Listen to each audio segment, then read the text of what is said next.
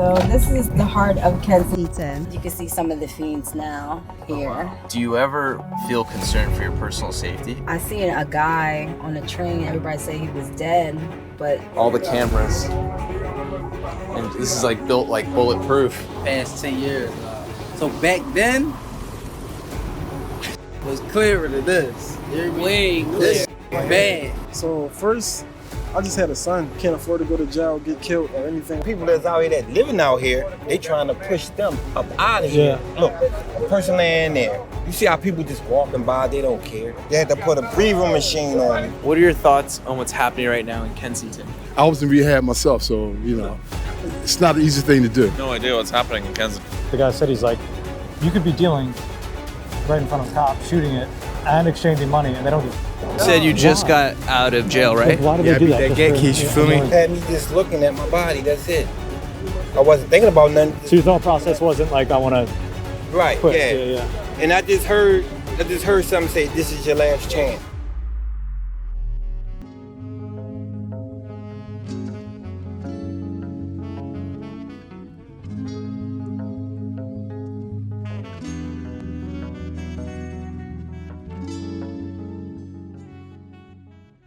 so this is the heart of Kensington right here. This is mainstream for sure.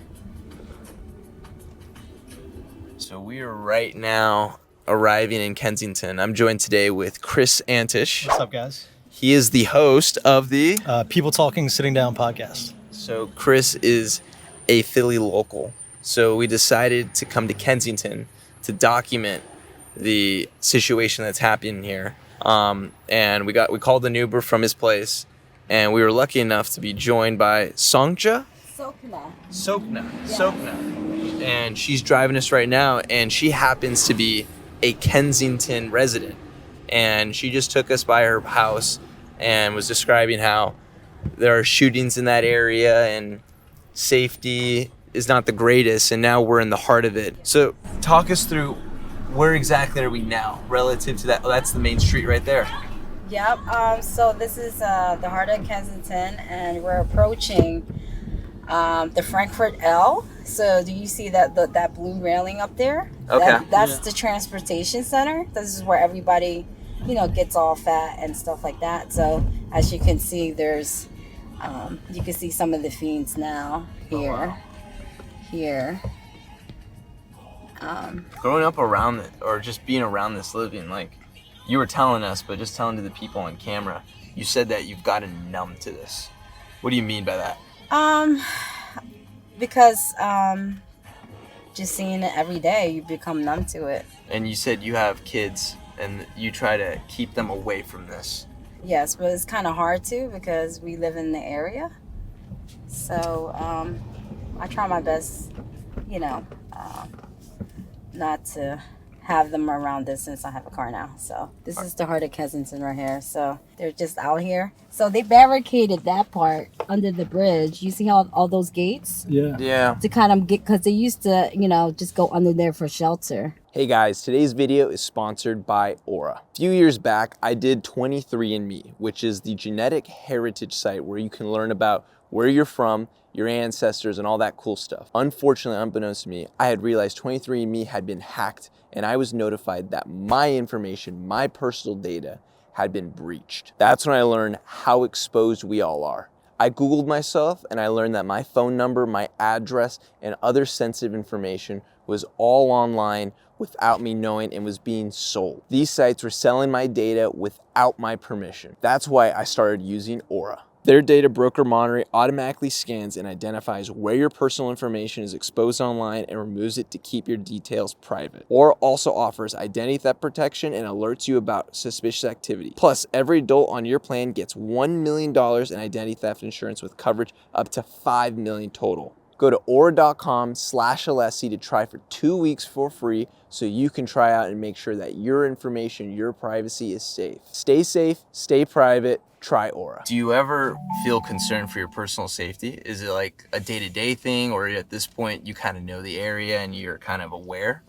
At first I was scared, But now I became like comfortable with it and kind of numb to it, and they don't really bother you here. They just more focused on their drugs.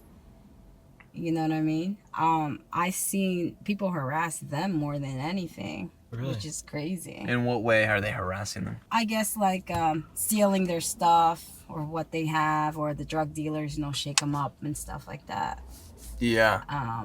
But you see how calm they are? They're not bothering anybody. But it seems like they're just drugged out. They just drugged out. We're not in a third world country. Mm-hmm. We're in, 10 minutes away from downtown Philly. Yeah. Where there's great wealth and people are going to work every day.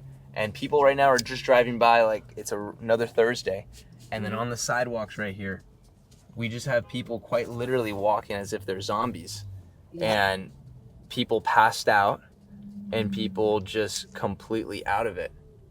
Yes. That's got to be so crazy. Just thinking about like, that's what's happening here. Yeah, it's crazy. But what can you do, And now that, they have transit police, like, they used to like go on the train and get high in there. But since the mayor was cleaning up, they make sure the fiends are not allowed to get on the train. So were there a lot of changes when I know Mayor Parker was elected? Oh yes, since she's been mayor, she cleaned this whole place, and everybody said it's been years since this place been clean. So it is getting better in a way. I mean, somewhat, but the trash keeps coming back. Yeah, like you just said, it just moves east and west. I seen a guy on the train. Everybody said he was dead. But, everybody was just, like, sitting there. I was like, somebody called the police? Damn. I called the police. I couldn't get through. Other people couldn't get through. And You couldn't get through to the police? Yep. You called 911? Mm-hmm. And what happened? What did they send you to? I finally got through, and they didn't care. They didn't stop the train or nothing. Damn. So I did my part. You know what I mean? So, because that's somebody's son. That's somebody, brother or dad. I don't know their story. To see somebody dead on the train, it breaks my heart. Yeah. And people just, like, sitting there just irritated. A lot of people has become numb and irritated, too. Like you said, with the numbness, I mean, you're not really supposed to see that in your average day-to-day. No. Especially in America. Yeah, and I go to these other places and I'm just like, what? What do you think would happen if we went out and just like walked around and videoed and maybe talked to some people? Would you say it's safe, or how would you feel about that? If you give them $1 or $2, they will do it. I didn't bring my wallet. They would. They would, 100%. Even if you buy them food. So I should have brought a pack of cigarettes. Yeah, Get a pack of cigarettes. You get a pack of cigarettes, they will talk to you, 100%. Is it safe here? How would you describe it, being a local? To be honest, I feel safe now, but once it get dark, that's when everybody comes out. Oh, really? Yeah. This is just maybe like 20% of the people. All right, so we are in Kensington right now. Chris, this is your first time here, and this is the situation. Literally just off the main street, we had Sonia right here just drop us off, and we're right next to the main terminal. What is that? Allegheny Station. People describe it as the city of zombies that it is. There's trash everywhere, and there's people just drugged out. The security here, all the cameras, and this is like built like bulletproof. This is insane.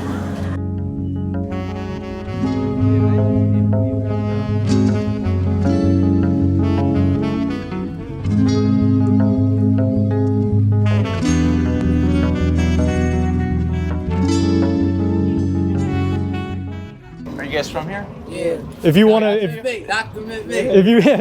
we got some questions. Right here.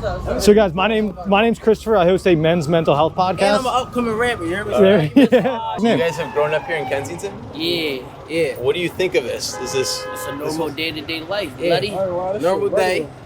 Regular us. Does it shock you? Can you believe this happens here? Or No. what are your thoughts? We grew up there. This is what we grew up to, bro. There's nothing new. Evolve. Yeah. Well, yeah. Before this wasn't like this. You watch that evolve.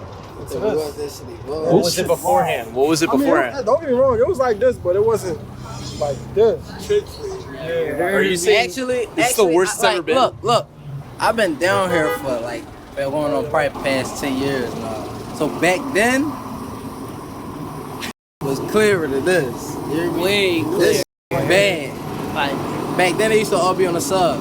Like you walk to that corner right now, I bet you see 2 dead people laying on the floor right now. That's what's crazy. We just walked 1 block and there's probably 4 or 5 people just nodded. It should never be like this. Are you guys like angry about how it is? No. Why not? Because it's not our life. It's not our life.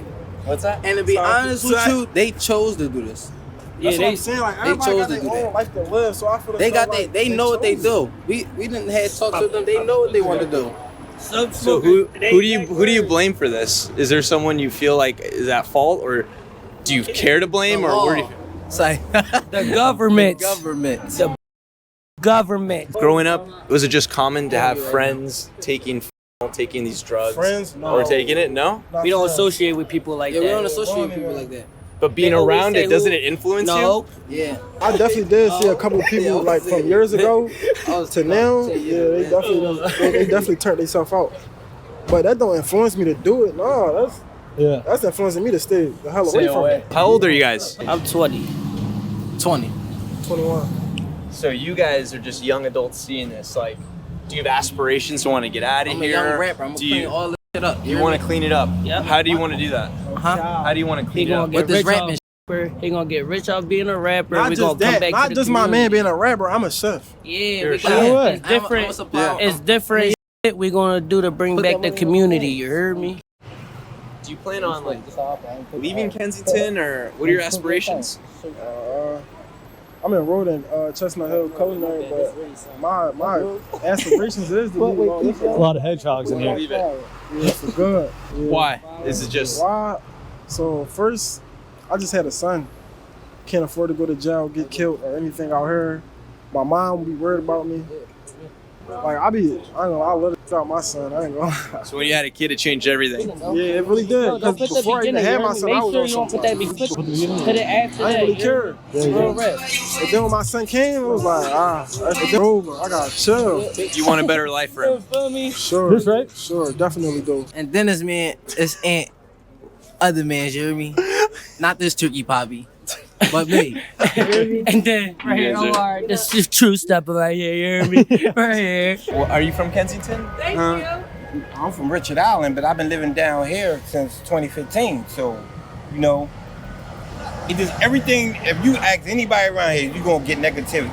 Yeah. Only person you really going, you know, I told you there's a lot of church people that comes down here all the time, especially on the weekends, on Saturdays and Sundays. They come out here, they give out food, they park right over there, they give out food. They come over here, they give out clothes, they put their tables out, they give out clothes, they give out food. Yeah. You know, then sometimes, like once a month, you got a cleanup crew to come out here. They start from K&A and they clean up both sides, all the way up till they get to Lehigh, and then they pay everybody $100. Yeah. But you know, but the average person out here, you know, that's on drugs, you know, I mean, you know, people that's out here that living out here, they trying to push them up out of here and bring the middle class in here. So is that something that you think the local community wants to push back against? Or do you think that they'd rather have that cleaned up? They don't, I mean, they talk about it, but they don't put nothing in action. Yeah. You know, because a lot of these houses on Allegheny City trying to buy it, tear it down and rebuild. Yeah, just like they did in like Northern Liberties and Fishtown. Right. You see a lot of them stores on Kensington, it's not open. Because, you know, when they had that little looting thing, you know, people ran up in there, tore it apart. But now they rebuilding it back, but it's like they pushing they're trying to push everybody. They asked my mother did she want to sell a house. Really? You know, my mother lived right around the corner. It's like they trying to buy up everything, tear it down and rebuild. What's it like being here for 15 years? Has it changed a lot? Has it gotten better? Has it gotten worse? It got worse. You see, it ain't got no. It's getting a little bit better. You see, they put the barriers out because people was, you know, they had you know, mattresses and stuff like that laying there. So they told them, they put the barriers out, told them they couldn't stay there, but, you know, they moving them different places. So. What do you think being here? Just the fact that, like, we're just looking right now, like, over there are people who are drugged out on the ground, and we're literally 20 minutes from the city. Right. It was way worse than that.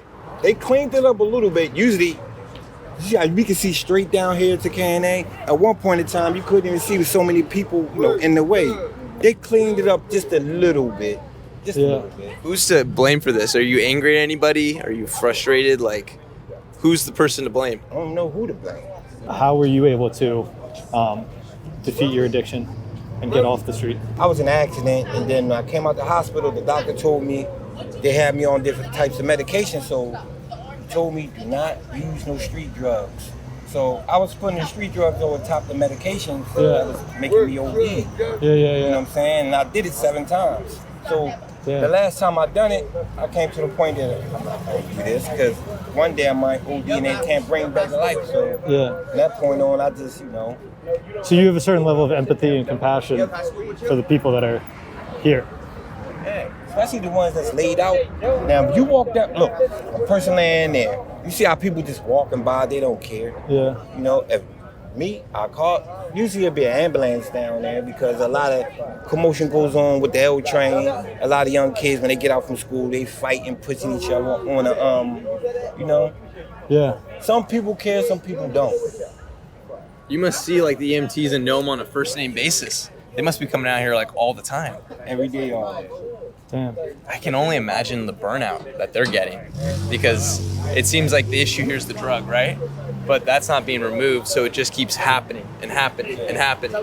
It feels like I live in Center City, Philadelphia, so it's not exactly the same, but it feels like there's almost someone or something that needs to come out of this area to try to bring, like you said, positive attention to it. That there's something good that can be done, and there is a lot of good. Like we talked about, filming these YouTube videos, they're all fear porn, it's all bad, negative. Yeah. And all we're talking about. Be on the bike, he put his camera on the bike and he ride around. He like, look, zombie. Yeah. You probably seen it. It's like It's all negative. What do you think of that? People keep calling this place Zombieland. What do you think when you hear that? I don't pay no mind, Nothing I could, that's their opinion, Yeah. Like you said, y'all trying to get the positive feedback. One person. Actually, we've gone a few of the people over there who don't want to be on camera. We're saying that, like, look, they have their own business set up right there. Right. They're making money. They're not drugged out. They're able to function. They're literally making an income for their way of life. Yes. And you're over here and you seem completely fine. I mean, a lot of these stores right here, and when the people, they be paying them, to clean up, and then they dirty it back up so they can get the money clean up. I mean, they be I don't know, man. Some people, like you said, they'll talk to you off camera to say something positive, but because they know they say something off camera, and then when certain people see them, it's gonna be, Are there a lot of people from YouTube that come here to film, like, all the time? All damn near every day. Every day? Yeah. It's a guy from Jersey, and I thought you was him. He got a caravan, he come out here, and What's up, boss? Let me get in there. What do you think of just this whole area and the situation and what's happening here? I think it's crazy, man. I think we really need to change, like, for real, man. Has it influenced you? Have you been involved in any the drugs or taking part in it or anything like that? No. Does it not want to influence you at all? All I do is go, all the kids, y'all should stay in school and not come down here, man. It's just not nowhere to be, you feel me? You said you just got out of jail, right? Why do they do that? That get keys, you feel me? More intense high? Like, Was it the influence of this area that caused that, or what caused that happen? I'd rather get caught with it and without it, you feel me? Yeah. Do you want to stay here? Being in Kensington, do you plan to be here the rest of your life? Do you want to get out? What are your inspirations or plans? In the next couple months, like, I'm trying to get up out of here. I'm trying to find me a little OT, you feel me?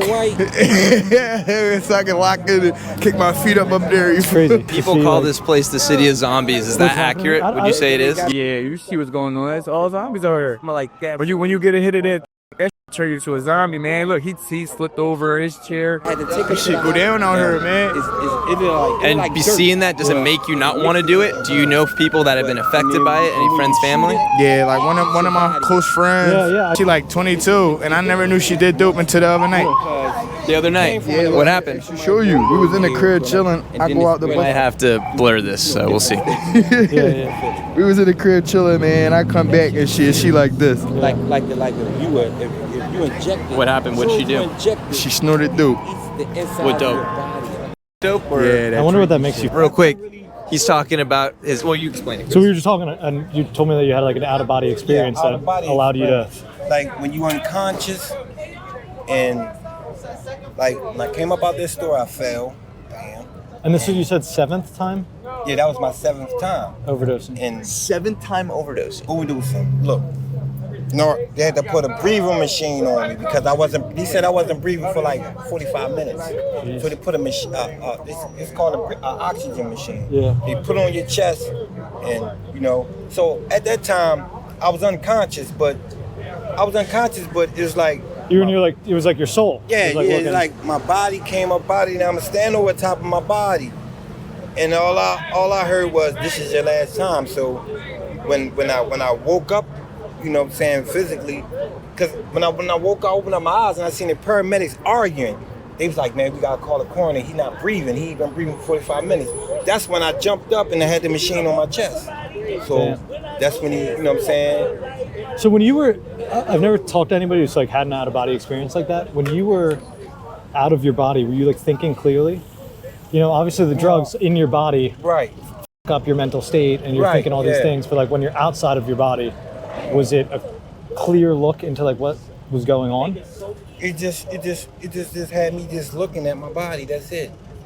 I wasn't thinking about nothing. So your thought process wasn't like, I want to right quit. Yeah. And I just heard something say, "This is your last chance." All right. So I want to expand on that. When you heard that, what do you think that was? This is your last chance. That was just telling me you can't keep using these drugs. Was it your voice? Was it someone else's voice? It was someone else's voice. Female voice, male voice. And a lot of people say that was God. Damn. What do you think though? I'm thinking it was God. Because when I asked him something, he never answered back. So, you know, I think it was God. Yeah, that's crazy. Because they say when you talk to God, he talk to you, but he won't talk back. Yeah. You know? And that was your last time you ever did any drug? Right. Yeah, that was July 21st of 2021. So this guy just came up to you and asked for money? Yeah, his name John. And at one point in time, he was a thorough dude. You know what I'm saying? Yeah. But somebody, I think it was a female that introduced him to that stuff. And look at him. Going around begging for money. That's all he do all day. Yeah. Because he's just trying to get more drugs. Get more drugs. One time I bored him what he was asking for. And then ever since I did that, every time he see me, that's why he came straight over here, because he thought I was gonna give it to him. So so people say stop giving them money. Yeah, and that's what we talk about. Like I was saying, in Center City, it's like there's food everywhere. Yeah, I know.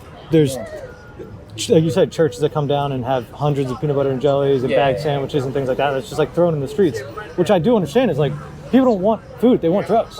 Right. So it's like, what do you do? How do you do it? Right there on that corner, people, you know, when I get off the train, they say, "Man, I need some money to get something to eat." I'm like, "Okay, I'm gonna go buy you something to eat." They're like, "No, I want the money." I said, "No." Yeah. I don't like know you what said, they ask for something to eat, and then when you offer to buy it, they say, "No, I want the money." I said, "Nope, I'm not giving you." But even if you went to half of these people and said, "Hey, in 6 months you're gonna be completely clean. I'm gonna pay for everything. I'm gonna do everything for you. I promise you, I will get you clean." I'm sure half of the people still would be like, "No, I don't want to do this." People just don't want help. Yeah, they don't. Yeah. Isn't that crazy when people don't want help? Like, they don't. It's just because the levels of addiction. You've been there. Right. What's that like? Crazy. At one point in time, my whole family had an intervention and told me, "You got to get clean." And then they made me go into rehab. And then when I went into rehab, I only did it because they made me do it. Yeah. And then when I came out of rehab, as soon as I got out the rehab, I went straight and bought some drugs. Yeah. And you know what happened? I OD'd. So you don't stop until you want to stop. Right. You got to want it for yourself. Yeah. You can't stop because your mother said stop. A lot of people do that. If you don't do it, if you don't stop because somebody else or your mother's telling you to stop, I've done it quite a few times. Yeah. My mother made my sister take me, you know what I'm saying, to a treatment facility, you know. Yeah. From like an outside perspective, it's like, how do you get people to want to stop? You have to make they have to go through something real traumatic, like what I just told you. What happened with me? You know, they got to have something real traumatic to happen to them for them to really want to stop. Yeah. But there's no other option. They have to have a traumatic experience, and if not, it's the end if they don't go through it. Yeah. But you really got to like I told you, mine was, you know what I'm saying, I kept ODing, and I knew if I keep doing it, one day I'm not going to wake up for real. So I had to, when I woke up, I told myself, I know the next time, you know, I do this, I know I'm not going to wake up. And I didn't even do the whole bag. I just did some of it and gave the rest of it away. What are your thoughts so far of what we just experienced? I mean, it's crazy. It's definitely, growing up, I've been telling some of these guys, like, I grew up in a small town with a lot of, it's like farms around and like that. Like, it's to see the reality that is crazy. But it also seems like it's absolutely I don't want to say intentional, but it's a cycle that's clearly allowed to happen on purpose. Yeah. Like they said, like I don't think you were filming, but the guy said, he's like, you could be dealing right in front of a cop, shooting it, and exchanging money, and they don't give a It's just, they're just worried about the violence, which is like, if you want to stop the problem, stop the drugs, the violence stops. Yeah. But we'd rather, as a society, put a tiny little Band-Aid on the problem. That's what exactly that feels. It feels like a Band-Aid to a bigger issue, where it's like the fact that it's an open-air drug market and people are just buying and selling drugs. We didn't get to see that, or maybe we did, but we just didn't know it. Yeah. And then people are drugged out, and it's common. Like, there's some people we walked by were just like, hey, leave them. Yeah. And you're just like, we're trying to check up on this person. Yeah. And there was a lady in a wheelchair that looked like she was OD'd, and the guy came up to us and he was like, get her across the street. It's like, what? And then the guy that was passed out right over there, and he's passed out, and you guys are talking, and I just see some person picking his pocket.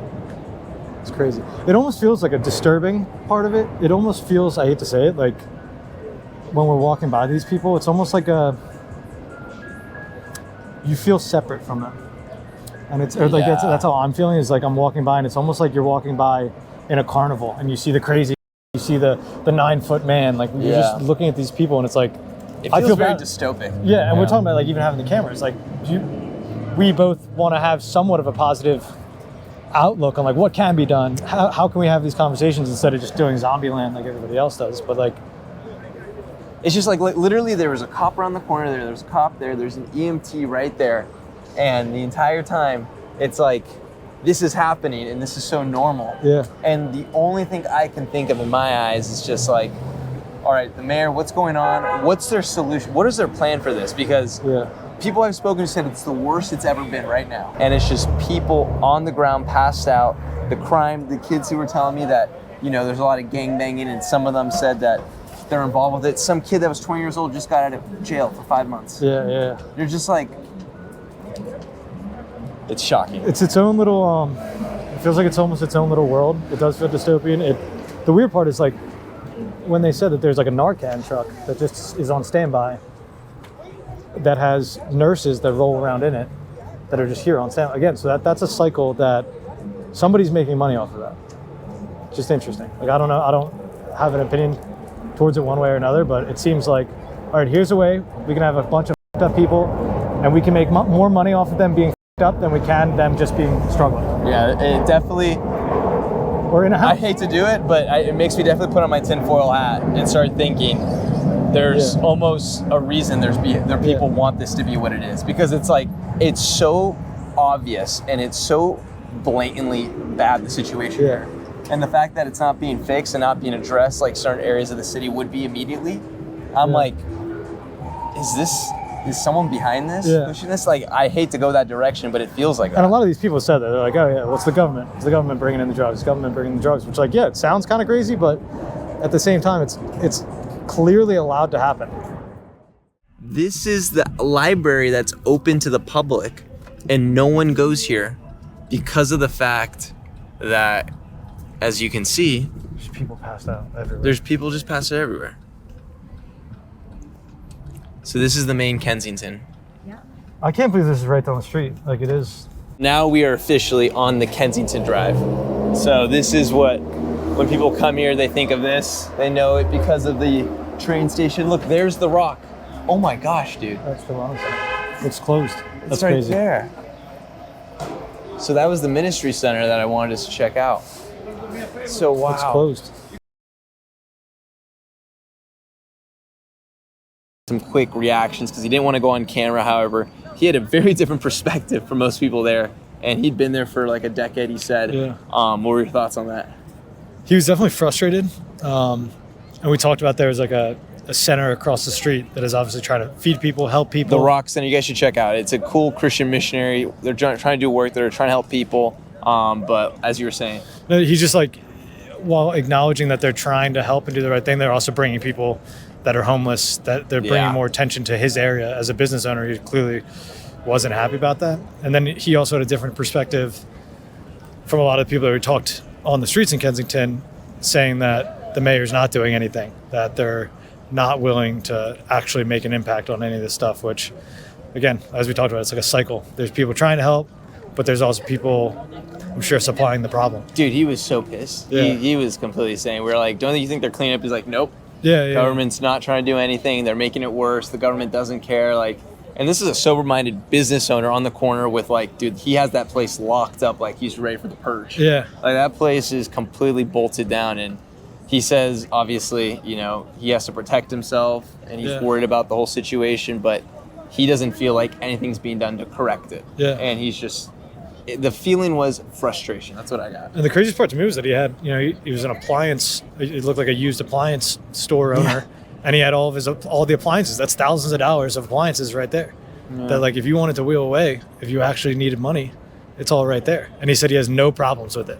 He said that nobody's stealing anything, nobody's, you know, but if you had a little corner shop where somebody could pocket something, then you can.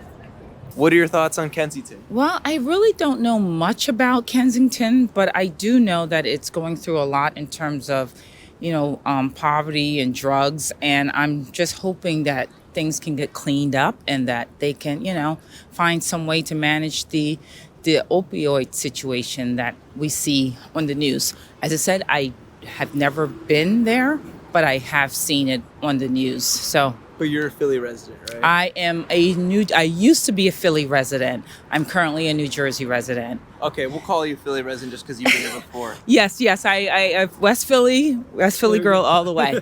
Isn't it crazy that something like that is still happening today in the U.S.? It is really crazy, and that we can't even find ways to manage the drug situation that's happening all across the U.S. So, yes, it is crazy, and it's really sad, and I'm hoping that we can find some resolution to it. What are your guys' thoughts on what's happening in Kensington? No idea what's happening in Kensington. In terms of the epidemic? Just exactly, the situation. It's really sad.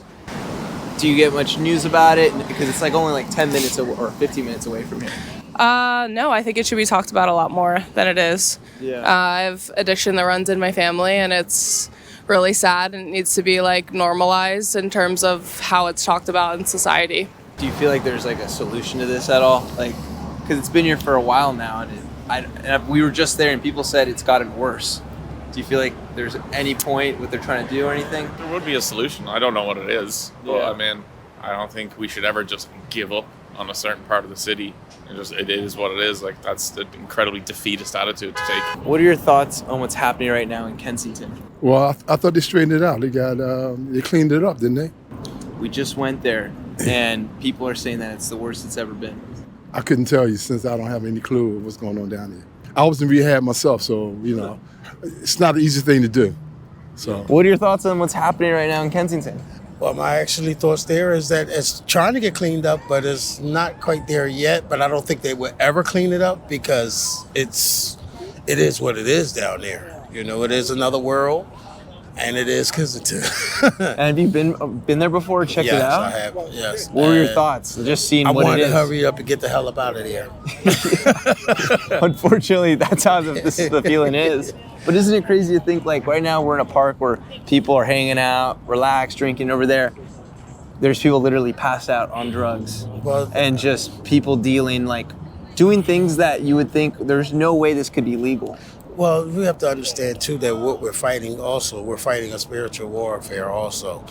You know, it's Amen not to just that. it's not physical or spiritual. And the enemy is trying to take everybody out who he can.